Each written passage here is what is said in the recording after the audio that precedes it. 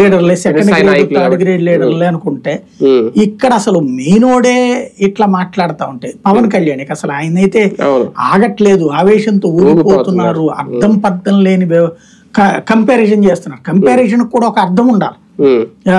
ఒక కంపారిజన్ కి అర్థం పర్థం లేని కంపారిజన్లు తీసుకుని వస్తారనమాట ఆయన. ఏది జగన్ కి సెక్యూరిటీ, ఏది రాయి గీక్కున్నాడు తనకి తనే అనేటువంటిది, రాయి తనకి తనే గీక్కున్నాడట, పక్కనోడి కన్ను తనకి తనే పొడుచుకున్నాడట. ఇట్లాగా మాట్లాడేటటువంటి భాష నేను ఎక్కడ చూడలేదు. ముందు చంద్రబాబు నాయుడు మీద అటెంప్ట్ జరిగినా, లేకపోతే ఎన్టీ రామారావు మీద అటెంప్ట్ జరిగినా, ఏదైనా సరే ఆ టైంలో హుందాగా ప్రవర్తించేవాళ్ళు.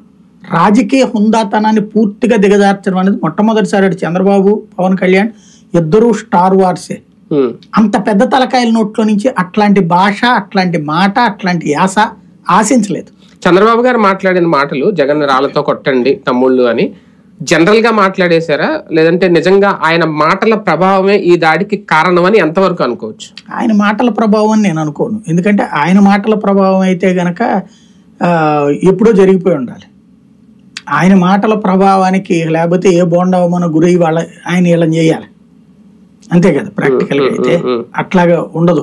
మాటల ప్రభావం అయితే కాదు. నేను అనుకున్నది ముందైతే మాత్రం ఈ గంజాయి మత్తు వీటిలో ఆ పందాలు కాసుకునే బ్యాచీనేమో అనుకున్నా. బ్యాచీ అదే, కానీ ఇంటెన్షన్ వేరు. వాళ్ళ వెనకాల ఆ దుర్గారావు యాడ్ అయ్యాడు కాబట్టి వచ్చింది అది.